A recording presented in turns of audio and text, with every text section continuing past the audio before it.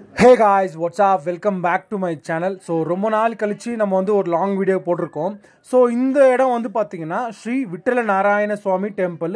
இந்த கோயில் வந்து பார்த்தீங்கன்னா நம்ம கோலாரில் இருக்கிற முல்பாகல் தாலுக்கில் தான் இருக்குது. இந்த கோயிலுக்கு வந்து பெங்களூர்லேருந்து ஒரு 90 கிலோமீட்டர் நீங்கள் ட்ராவல் பண்ணி வந்தீங்கன்னா இந்த விட்டல நாராயண சுவாமி கோயிலுக்கு வந்து நீங்கள் வரலாம். ஸோ ரொம்ப புராண பிரசித்தி பெற்ற இந்த கோயில் வந்து ரொம்ப சிறப்பான ஒரு கோயில். கண்டிப்பாக ஒருத்தரும் இந்த கோயிலை வந்து கண்டிப்பாக பார்க்க வேண்டிய ஒரு கோயில். அந்த அளவுக்கு ரொம்ப விசேஷமான ஒரு கோயில் முல்பாகல் தாலுக்கில். இந்த கோயிலில் இருக்கிற மூலவருடைய வரலாறு பார்த்தீங்கன்னா சுமார் 5000 வருஷம் பழமையான ஒரு வரலாறு. கண்டிப்பாக இந்த வீடியோ வந்து கடைசி வரைக்கும் பாருங்கள். இந்த கோயிலோட டைம்ஸ் வந்து பார்த்தீங்கன்னா காலையில் 7 மணிலேருந்து 10 மணி வரைக்கும் நட திறந்துருக்கும். அதுக்கப்புறம் சாயங்காலம் வந்து 6 மணிலேருந்து 8 மணி வரைக்கும் நட திறந்துருக்கும். அதுக்கப்புறம் முக்கியமாக சண்டேல வந்து முழுக்க வந்து இந்த கோயில் நட திறந்துருக்கும். ஸோ நீங்கள் எப்போ வேணால் வரலாம். இந்த கோயிலுமே வந்து பார்த்தீங்கன்னா ஒரு ப்ரொடெக்டட் ஏன்ஷியன்ட் மான்யூமெண்ட்டு. ஸோ கவர்மெண்ட்டால் வந்து ஒரு போர்டு வந்து வச்சுருக்காங்க ஃப்ரண்ட்டில். அப்படியே வந்து பார்த்தீங்கன்னா என்ட்ரன்ஸ்லேயே வந்து பார்த்தீங்கன்னா 2 கல்வெட்டு வந்து இருக்குது, ரொம்ப பழமையான கல்வெட்டு. ஸோ நீங்களே பார்க்கலாம், ஒரு 4 அடியில் வந்து இந்த கல்வெட்டு இருக்குது. ஸோ இந்த கல்வெட்டு வந்து பார்த்தீங்கன்னா 2 பக்கமும் இருக்குது.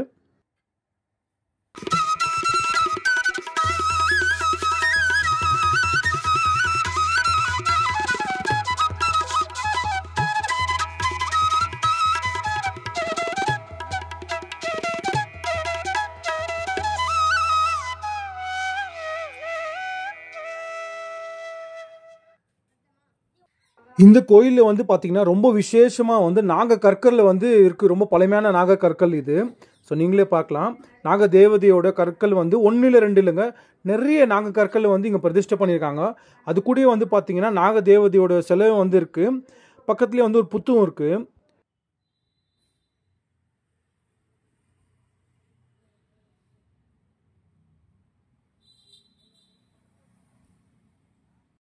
இந்த இடத்துல வந்து பாருங்களேன், ஒரு மேடை போல் ஒரு அமைப்பு இருக்குது இல்லைங்களா, அதுக்கு மேலே வந்து பார்த்தீங்கன்னா ஒரு சிவலிங்கமும் 2 நந்தியும் இருக்குது, ரொம்ப பழமையான நந்தி. அப்படியே அதுக்கு கீழே வந்து பார்த்தீங்கன்னா இங்கே லைனாக வந்து நாக கற்களை வந்து அடுக்கி வச்சுருக்காங்க. அதாவது நாகதோஷம் இந்த மாதிரி தோஷம்லாம் இருக்கு இல்லைங்களா, அதுக்காக பரிகாரத்துக்காக இது வந்து பிரதிஷ்டை பண்ணுவாங்க. இப்போ நீங்கள் பார்க்குறீங்களே இந்த தூண் வந்து, ஸோ இந்த கோயிலுடைய தீபஸ்தம்பமாக இந்த இடத்துல வந்து இருக்குது. ஸோ இந்த தீபஸ்தம்பத்துக்கும் பெயிண்ட் அடித்து வச்சுருக்காங்க. ஸோ பக்கத்துலேயே வந்து பார்த்தீங்கன்னா பெரிய அளவில் வந்து ஒரு அரச மரம் வந்து இருக்குது. கைஸ், ரொம்ப முக்கியமாக இந்த கோயிலுடைய கட்டுமானம் வந்து ரொம்ப அழகாக வந்து பண்ணியிருக்காங்க. ஸோ நீங்களே பார்க்கலாம், இது வந்து இந்த கோயிலுடைய என்ட்ரன்ஸ் கோபுரம். ஸோ இந்த கோபுரம் வந்து எவ்வளோ அழகாக இருக்குது பாருங்கள். இப்போ இந்த கோயிலுடைய ஹிஸ்ட்ரி வந்து பார்க்கலாம். இந்த கோயில் வந்து முசுகுந்த மகாராஜாவால் வந்து கட்டப்பட்ட ஒரு கோயில். இந்த கோயிலில் இருக்கிற மூலவர் வந்து, அதாவது விட்டல நாராயண சுவாமி வந்து ஒரு சாலிகிராம சிலை. இந்த சாலிகிராம சிலையை வந்து வடித்து இந்த முசுகுந்த மகாராஜாவால் வந்து பிரதிஷ்டை பண்ணப்பட்டிருக்கு. இந்த கோயில் இருக்கிற இந்த சாமியோட வரலாறு பார்த்தீங்கன்னா சுமாராக ஒரு 5000 வருஷம் பழமையான ஒரு வரலாறாக சொல்கிறாங்க. இந்த கோயிலை கட்டினவர் வந்து பார்த்தீங்கன்னா முசுகுந்த மகாராஜா. யார் இந்த முசுகுந்த மகாராஜா? இவரை பற்றி தெரியணுன்னாக்கா ஒரு 2 யுகத்தை கடந்து தான் நம்ம போகணும். அந்த காலகட்டத்தில் வந்து பார்த்தீங்கன்னா தேவர்களுக்கும் அசுரர்களுக்கும் ஒரு மிகப்பெரிய ஒரு போரே நடக்குது. அந்த போரில் வந்து பார்த்தீங்கன்னா தேவர்கள் வந்து தோல்வி அடைகிறாங்க. அப்போ வந்து பார்த்தீங்கன்னா தேவர்கள்லாம் ஒன்றா சேர்ந்து இந்திர பகவானோட இந்த முசுகுந்த மகாராஜா கிட்ட வந்து உதவி கேட்குறாங்க. இந்த முசுகுந்த மகாராஜா வந்து பார்த்தீங்கன்னா மிகவும் பராக்கிரமசாலியாகவும் போர்க்குணமும் கொண்டவராக இருந்தார். அப்போது உடனே இவரும் சொர்க்கத்துக்கு கிளம்பி போய் தேவர்களுக்காக உதவி செய்யலான்னு போகிறாரு. இந்த தேவர்கள் வந்து ரொம்ப காலமாக வந்து அசுரர்கள் மேலே வந்து போர் செஞ்சு தோல்வி அடைஞ்சிருப்பாங்க. இதுக்கெல்லாம் ஒரு முடிவு கட்டணும்னு முசுகுந்த மகாராஜா வந்து முருகப்பெருமானுடைய உதவியோட முருகப்பெருமானை வந்து தேவர்களுடைய படைத்தளபதியாக வந்து நியமித்து இந்த போர் வந்து தொடங்குது. இந்த போர் வந்து பார்த்திங்கன்னா ஒரு மிகப்பெரிய போராக வந்து இருக்குது. ஸோ ரொம்ப நாள் போர் செஞ்சு ரொம்ப கஷ்டப்பட்டு இந்த போரை வந்து ஜெயிச்சு கொடுக்குறாரு முசுகுந்த மகாராஜா. அப்போது இந்திர பகவான் வந்து முசுகுந்த மகாராஜாவோட போர் தந்திரங்களையும் சாணக்கியத்தையும் பார்த்து ரொம்பவே வந்து வியப்படைகிறாரு. அப்போது இந்திர பகவான் வந்து முசுகுந்த ராஜா கிட்ட வந்து சொல்கிறாரு, எங்களுக்காக உன்னுடைய குடும்பத்தையும் உன்னுடைய உயிரையும் வந்து நீ தியாகம் பண்ணியிருக்க. உன்னுடைய இந்த மாபெரும் தியாகத்துக்கும் உதவிக்கும் நாங்கள் தேவர்கள் எல்லாருமே வந்து என்னென்னைக்குமே வந்து நன்றி கடனாக இருப்போம்னு சொல்கிறாரு. இங்கே சொர்க்கத்தில் இருக்கிற ஒரு நாள் வந்து பூமியில் வந்து 367 நாளுக்கு சமமானதாகவும், கீழே பூமியில் இருக்கிற உன்னுடைய குடும்பமும் ராஜ்யமும் வந்து காலப்போக்கில் வந்து அழிஞ்சு போனதாக வந்து சொல்கிறாங்க. அதனால் மோட்சத்தை தவிர எங்ககிட்ட எந்த வரம் வேணாலும் நீங்கள் கேட்கலாம். ஏன்னா எங்களால் மோட்சம் வந்து கொடுக்க முடியாது. ஏன்னா மோட்சம் வந்து சிவபெருமானும் விஷ்ணு பெருமானும் மட்டும்தான் கொடுக்க முடியும். அப்போது இந்திர பகவான் சொன்னதையும் அவருடைய சூழ்நிலையும் புரிஞ்சுக்கிட்டு முச்சுக்குந்த மகாராஜா வந்து எனக்கு நிரந்தரமாக நான் தூங்கணும்னு வந்து வரம் கேட்குறாரு. ஏன்னு கேட்டிங்கன்னா தேவர்களுக்காக வந்து ஒரு நொடி பொழுதும் வந்து அவர் தூங்காமல் ரொம்ப கஷ்டப்பட்டு அந்த போரை வந்து ஜெயிச்சு கொடுத்துருப்பாரு. அதுக்கப்புறம் அவர் வந்து அவருடைய கடமைகள் அவருடைய பொறுப்பு எல்லாத்தையும் வந்து ஒப்படைச்சிட்டு ஒரு இடத்துல வந்து ஓய்வு எடுக்கிறதுக்காக வந்து வருவார். அப்போது தேவர்களுக்கெல்லாம் அரசரான இந்திர பகவான்கிட்ட வந்து ஒரு வரம் கேட்குறாரு. நான் வந்து ஓய்வு எடுக்கணும். அப்போது யாராவது என்னுடைய தூக்கத்தை வந்து கலைச்சாங்கன்னா என்னுடைய தூக்கத்தை கலைக்கிறவங்க யாராக இருந்தாலும் உடனே வந்து எரிஞ்சு சாம்பலாக போகணுன்னு வரம் கேட்குறாரு. அப்போது இந்திர பகவான் வந்து உடனே நீங்கள் பூமிக்கு போய் சந்தோஷமாக உங்களோட ஓய்வை வந்து நீங்கள் எடுக்கலாம். அப்போது உங்களுடைய தூக்கத்தை கெடுக்கிறவங்க யாராக இருந்தாலும் உடனே சுட்டு சாம்பலாக போகணுன்னு வரம் கொடுத்துட்றாரு. அதுக்கப்புறம் வந்து பார்த்தீங்கன்னா முசுகுந்த மகாராஜா வந்து பூமிக்கு இறங்கி வந்து ஒரு குகையை வந்து தேர்ந்தெடுத்து அங்கே வந்து ஓய்வெடுக்கிறாரு. இந்த ராஜா வந்து தேவர்களுக்காக போரில் வந்து உதவி செய்கிறதுக்காக மேல் லோகம் போயிருந்த சந்தர்ப்பத்தில் வந்து இவருக்கும் வந்து பார்த்திங்கன்னா அந்த தெய்வீக பதவி வந்து கொடுத்துருப்பாங்க. அதனாலேயே பார்த்தீங்கன்னா இவர் வந்து 2 யுகங்களாக, அதாவது சத்தியுகம் திரேதா யுகமாக, இந்த 2 யுகங்களாகவும் அதே குகையில் வந்து இவர் உயிரோடு வந்து ஓய்வு எடுத்துகிட்டு இருப்பார். அதுக்கப்புறம் வந்து துவாபர யுகத்தில் வந்து மதுரா நகரத்தை வந்து ஜராசந்தன் வந்து நிரந்தரமாக வந்து அவருடைய கட்டுப்பாடில் வந்து வச்சுட்டு இருந்தான். ஒரு வாட்டியும் இந்த மதுரா நகரத்தை வந்து கிருஷ்ண பகவானும் பலராமனும் வந்து காப்பாற்றிட்டே வந்துட்டு இருந்தாங்க. அப்போது இவங்களை எப்படியாச்சும் தடுக்கணும்னு ஜராசந்தன் வந்து காளையான் என்ற ஒரு அரக்கனுடைய உதவி வந்து கேட்குறான். இந்த காளையனுக்கு வந்து ஒரு வரம் கிடைச்சிருக்கும். அது காரணம் வந்து யுத்தத்தில் வந்து தோல்வியே காணாமல் ஒரு கொடூரமான ஒரு கொலைகாரனாக இருந்தான். அப்போது இந்த சந்தர்ப்பத்தை பயன்படுத்திக்கிட்டு காளையன்கிட்ட வந்து உன்னை வந்து யுத்தத்தில் தோக்கடிக்கிற ஒரே ஒரு ஆள் யாருன்னாக்கா அது ஸ்ரீகிருஷ்ணன் மட்டும்தான்னு சொல்லி ஜராசந்திரன் வந்து சவால் விடுறான். இதை கேட்ட காளையன் வந்து இந்த சவாலை வந்து நான் ஏற்றுக்கிறேன்னு சொல்லி கிருஷ்ணனுடைய நகரமான மதுராவுக்கு உள்ளே வந்து அந்த பகுதியை வந்து ஆக்கிரமிப்பு பண்ண தொடங்குறான். இங்கே இருக்கிற கடவுளுடைய அழகை பார்க்குறதுக்கு கண் கோடி வந்து போதாது, அவ்வளோ அழகாக இருக்கார் கடவுள் வந்து. கைஸ், இப்போ நீங்கள் பார்க்குறீங்க இல்லையா, இந்த ஜன்னல்லாம் வந்து கருவறைக்கு மேலே தான் இருக்கும். இது வந்து எதுக்குனாக்கா சாமிக்கு வந்து காத்தோட்டமாக இருக்கணும்னு வந்து இந்த ஜன்னலை வந்து எல்லா கோயில்லையும் வந்து பொதுவாக வைப்பாங்க. ஸோ இதுவும் வந்து பாருங்களேன் எவ்வளோ அழகாக இருக்குன்னு. இப்போ இந்த கோயிலுடைய அர்ச்சகர் வந்து இந்த கோயிலை பற்றி என்ன சொல்கிறாருன்னு பார்க்கலாம் வாங்க.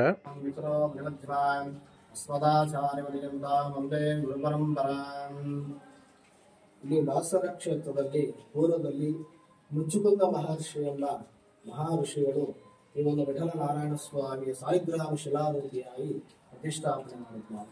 ಸುಮಾರು 5,000 ವರ್ಷಗಳ ಇತಿಹಾಸ ಇದೆ ಸ್ವಾಮಿಗೆ. ವಿಶೇಷವಾಗಿ ಇಲ್ಲಿ ಸಾಲಿಗ್ರಾಮ ಶಿಲಾರೂಪಿಯಾಗಿ ಅರ್ಚಾಮೂರ್ತಿಯಾಗಿ ರುಕ್ಮಿಣಿ ಸತ್ಯಭಾಮ ಸಮೇತರಾಗಿ ಪ್ರತಿಷ್ಠಾಪನೆ ಮಾಡತಕ್ಕಂಥದ್ದು. ಮುಚ್ಚುಕುಂದ ಮಹರ್ಷಿ ಯಾರು ಅಂತ ಹೇಳಿದರೆ ಪೂರ್ವದಲ್ಲಿ ಮುಚ್ಚುಕುಂದ ರಾಜ ಅಂತ ಒಬ್ಬ ರಾಜ ಇದ್ದ.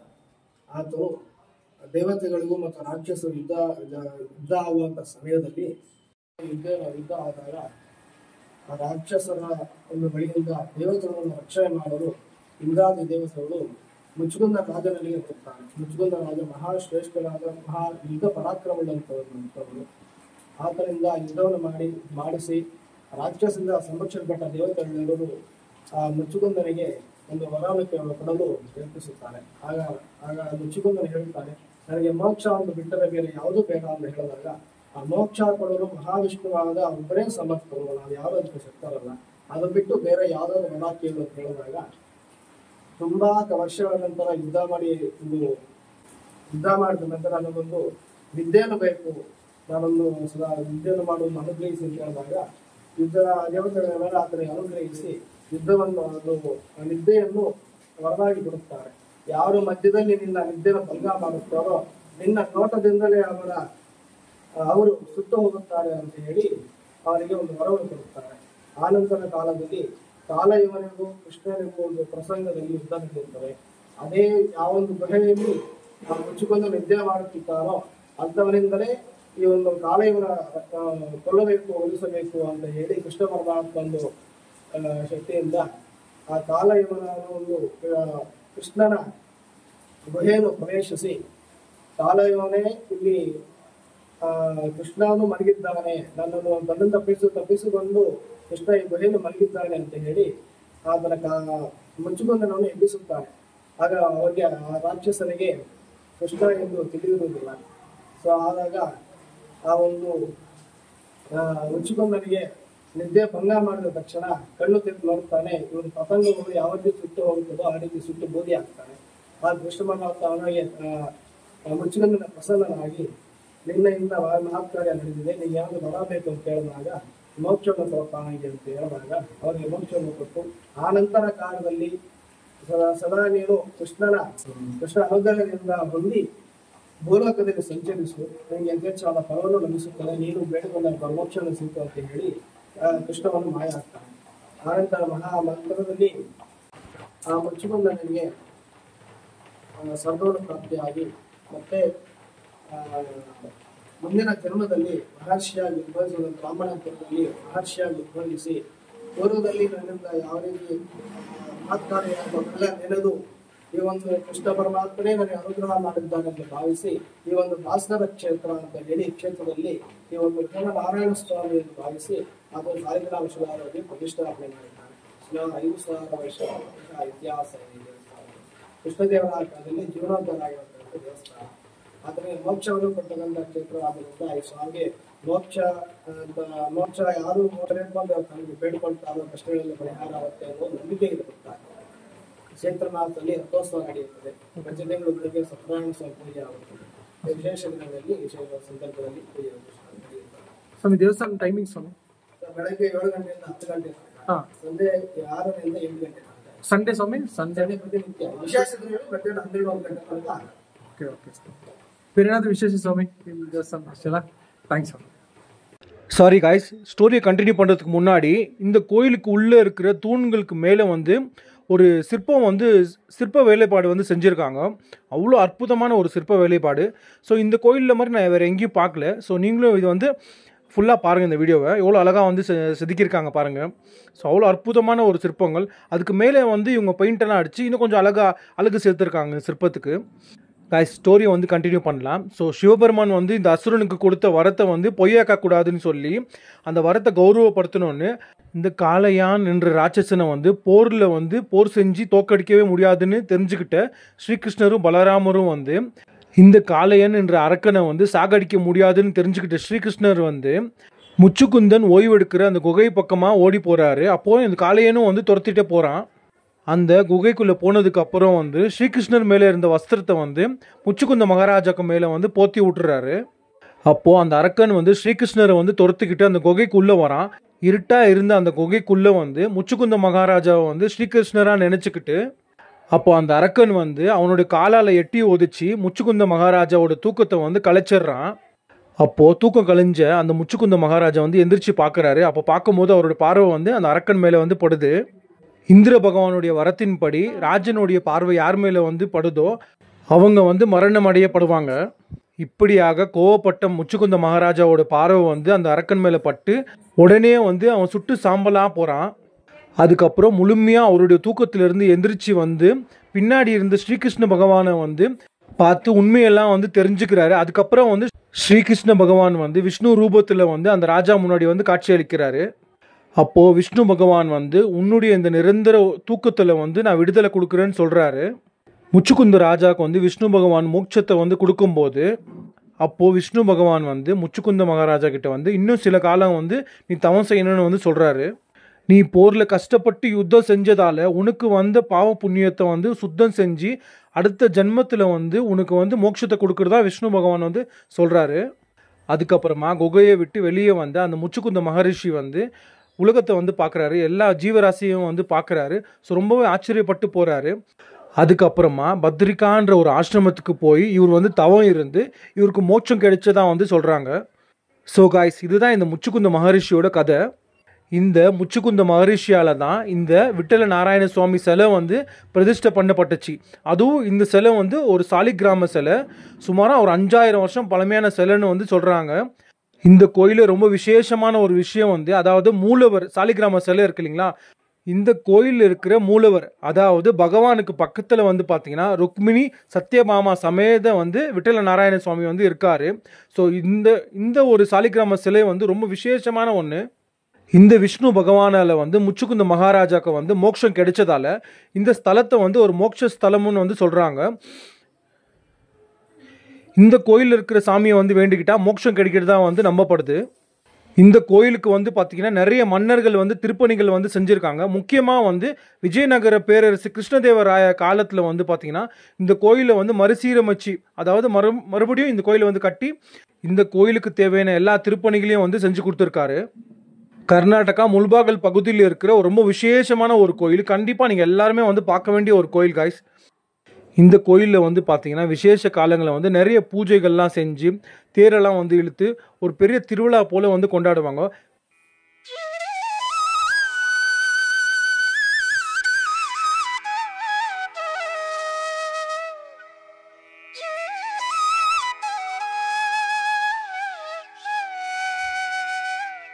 கண்டிப்பாக இந்த வீடியோ வந்து உங்களுக்கு யூஸ்ஃபுல்லாக இருக்கும்னு நம்புகிறேன். இந்த வீடியோ பிடிச்சிருந்தா இந்த வீடியோக்கு ஒரு லைக் பண்ணி என் சேனலில் வந்து சப்ஸ்கிரைப் பண்ணி எனக்கு கொஞ்சம் சப்போர்ட் பண்ணுங்க guys.